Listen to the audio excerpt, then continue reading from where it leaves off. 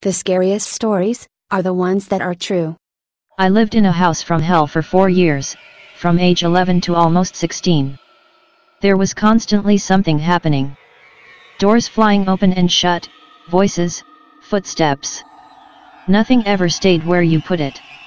I was alone there a lot because both my parents worked and I was constantly terrified. One of the most gut-level disturbing things though was the little girl in my bathroom.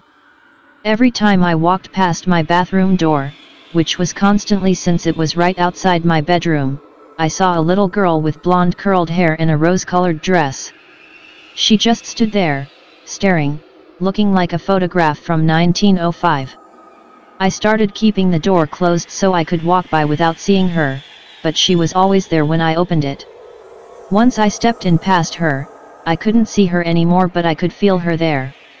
She scared me, but I felt really sorry for her because she was trapped there, just like me, but probably forever.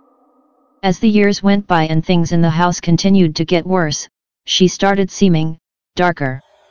I started feeling like she wasn't really a little girl. I knew there was something ugly in the house and I felt like it was presenting this sympathetic image to me.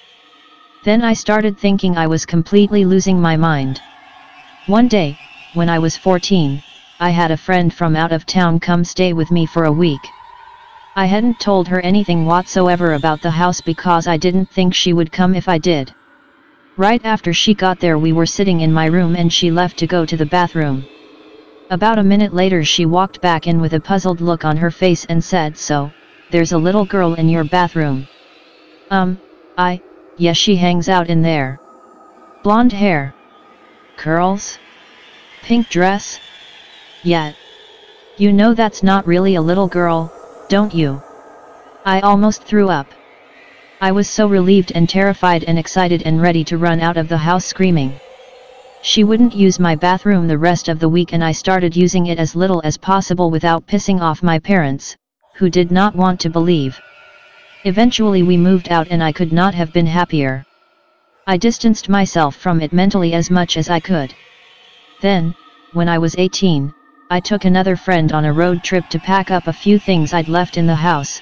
My parents hadn't managed to sell it, and wouldn't for 5 more years. The minute we got on the property, my friend seemed uncomfortable. When we came around the bend in the long, steep driveway, he went completely white. I could tell something was wrong, but he insisted he was okay, so we got to work. After a while he asked to use the bathroom and I directed him to mine.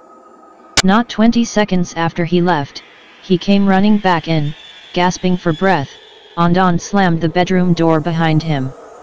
He started babbling about a little blonde girl who isn't really a little girl. All of a sudden he went dead still, looked me in the eye, and very solemnly said, "She's not happy with you. You left, and you weren't supposed to."